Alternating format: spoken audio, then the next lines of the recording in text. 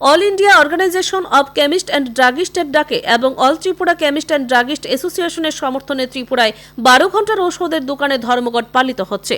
মূলত অনলাইনে বিভিন্ন প্রকারের ঔষধের বিক্রির বিরুদ্ধে এবং ভেজাল ঔষধের বিরুদ্ধে প্রতিবাদ জানিয়ে এই কর্মসূচি বলে একাধিকবার উদ্যোক্তা সংগঠনসমূহের তরফ থেকে দাবি করা হয়েছে। আজ সকাল থেকেই রাজধানী সহ রাজ্যের সর্বত্রই সর্বাত্মকভাবে এই ধর্মঘট পালিত হচ্ছে। যদিও জায়গায় জায়গায় সাধারণ মানুষের কথা চিন্তা করে শুধুমাত্র হাসপাতালের সামনে একটা করে ঔষধের কাউন্টার খোলা রয়েছে, এমনটা দেখা গেছে আগরতলাতেও। খবর নিয়ে জানা গেছে আজকের এই ধর্মঘটে রাজ্যের প্রায় ৩,৫০০টা ওষুধের দোকান সর্বাত্মকভাবে সামিল হয়েছে। এখন দেখার বিষয় ধর্মঘটের পরিপ্রেক্ষিতে অনলাইন ঔষধ বিক্রি সহ ভেজাল ঔষধের বিরুদ্ধে তদন্তক্রমে কোনো প্রশাসনিক ব্যবস্থাপনা গৃহীত হয় কিনা। Bureau report, Tripura news Bangla. হ্যাঁ, আপনারা তো সবাই ভারতবাসী সবাই জানেন, কোভিড চলাকালীন সময়ে যে আইনের মোতাবেক অনলাইন সার্ভিস চালু হয়েছিল বাড়ি বাড়ি মেডিসিন পৌঁছে দেওয়ার জীবনদায়ী ওষুধগুলো, সেই কোভিড আর নেই, দেশ স্বাভাবিক। কিন্তু সেই অনলাইনের সুযোগে নর্মাল ওষুধের পাশাপাশি ডাক্তারের প্রেসক্রিপশন জাল করে সেই মোতাবেক সারা ভারতবর্ষের বাড়িতে বাড়িতে পৌঁছে যাচ্ছে নেশা সামগ্রী, নেশা জাতীয় ঔষধ, যার ফলে যুব সমাজ সামাজিক জীবন দুর্বিষহ অবস্থার মুখোমুখি। এটা হচ্ছে আমাদের 1 নম্বর অবজারভেশন। এই অনলাইন মেডিসিন বন্ধ করার পেছনে শুধু যে কেমিস্ট এবং ভাইদের স্বার্থ জড়িত তা নয়, এই অনলাইন চালু হওয়ার পেছনে যুব সমাজ সামাজিক জীবন ব্যতিব্যস্ত এবং দুর্বিষহ, কারণ এই অনলাইনের মাধ্যমেই সমস্ত নেশা জাতীয় ঔষধ পৌঁছে যাচ্ছে যুব সমাজের মধ্যে। পাশাপাশি এই অনলাইনে মেডিসিন দেওয়ার কারণে আমাদের যারা ফ্যাটার্নিটি, মেডিকেল ফ্যাটার্নিটি, যারা ওষুধ ব্যবসায়ী, তাদের একটা দিক তো ক্ষতিগ্রস্ত হচ্ছেই, লভ্যাংশটা কমে যাচ্ছে, এটা একটা কারণ। আর পাশাপাশি আমাদের যে কর্পোরেট সংস্থাগুলি আছে এরা ডিপ ডিসকাউন্ট দিচ্ছে।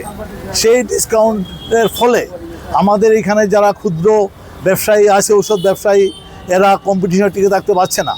পাশাপাশি যারা ঔষধ শিল্পে কর্মচারী কাজ করে, যারা মেডিকেল রিপ্রেজেন্টেটিভ, ওদেরও এখন সার্ভাইভালের প্রশ্ন হয়ে দাঁড়িয়েছে, কারণ এরা এখানে কাজ করছে, প্রেসক্রিপশন জেনারেশন করছে, অথবা মেডিসিন আসছে ডাইরেক্ট কোম্পানি থেকে ডিপ ডিসকাউন্টের মাধ্যমে, তাদের প্রফেশনটাও এখন অস্তিত্বের সংকটে।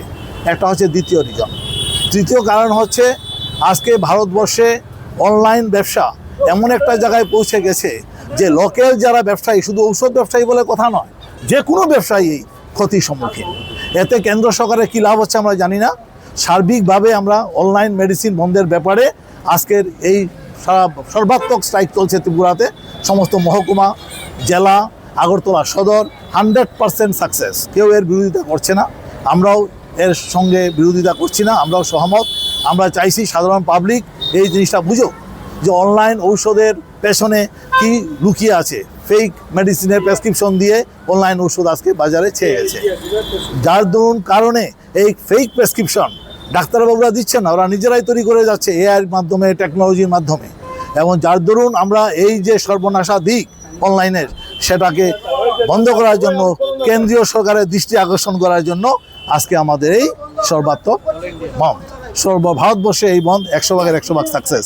আমাদের সেই জায়গার মধ্যে আপনার দোকান খোলা মূলত কারণ সংগঠনের থেকেও বলেছে, যেহেতু আমার দোকানটা হসপিটাল সামনে, অনেক রুগীরা দূর দূরান্ত থেকে আসবে, ওষুধ পাওয়া যায় না। আর হসপিটাল থেকেও ডাক্তাররা বলেছে ওষুধের দোকান যাতে খোলা থাকে, সেই জন্য আমি খোলা রেখেছি। অন্য দিনের তুলনায় মানে সংখ্যা কিরকম বা কারো কোনো অসুবিধা হচ্ছে কি না? এই গ্রাহকদের কোনো অসুবিধা হয় না। আমি যতটুকু পারি এই ওষুধটা এখানে নিয়ে এসেছি, যাদের সবাই থাকতে পারে, ওষুধ পাওয়া যায়। আর সবসময় যেটা আছে এটার থেকে একটু বেশি ওষুধ দেখেছি আসতে, যাতে অন্য দোকানগুলি যেহেতু বদ্ধ, এই দোকানে আসবে তখন সবাই ওষুধ দেওয়া যাবে আশা করি। শুধু হাসপাতালের সামনে একটি করে ওষুধের দোকান খোলা থাকবে? হ্যাঁ, শুধু হাসপাতালের সামনে বলেছে, জিবি আছে, সবখানেই আছে কাউন্টার, যেখানে যেখানে মানুষের যাতে কোনো সমস্যা না হয় সবখানেই আছে কাউন্টার। শহরের অধিকাংশ দোকানগুলি বন্ধ, মূলত আপনাদের দাবিটা কি ছিল যার ফলে ধর্মঘটের ডাক? এটা সংগঠন সবটা ঠিক করে বলতে পারবো, আমি সবটা এই নিয়ে বিশেষ কিছু বলতে পারবো।